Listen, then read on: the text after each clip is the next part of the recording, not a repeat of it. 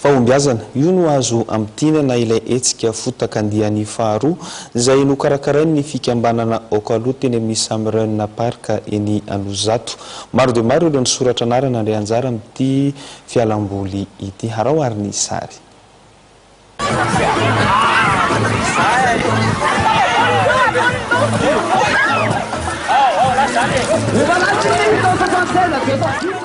Nahatratratra amin'ny 200 mahery nisandreo mpandray anjara ny soratra anarana tamin'ilay lalao fotaka andiany faharoa izay nikarakarain'ny fikambanana Okaloha tetsy amin'ny Samrana Park etsy Anozato Maly. Misy obstacle maromaro zany natao ho an'ny mpandray anjara dia mihoatra ny tamin'ny fotaka tamin'ny première édition izy maromaro kokoa ny épreuve dia misy expliqué ny épreuve zany hoe nampiana ilay izy mba tsy milahatra be ny olona rehefa mandray anjara ao anatiny dia misy koa ny épreuve vaovao ohatra hoe typographicateur ity zany misy flash mousse tsy misy an'ity tamin'ny herintaona. Saika tanora avokoa ny ankabeazan'ireo soratra anarana tamin'ity hetsika fotaka andiany faharoa ity.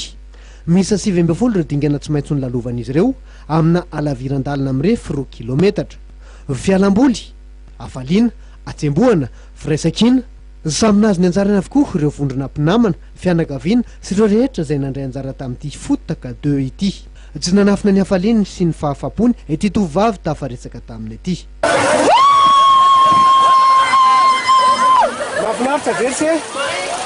Mahafinaritra be. Inona fahafinaretana tena tsapa? Fahafinaretana tsapa aloha le izy aloha zany tena lera be fatana ray manontolo fa marokoroko be koa. Fa mahafinaritra be le satria zavatra mbola tsy misy mihitsy aloha izay.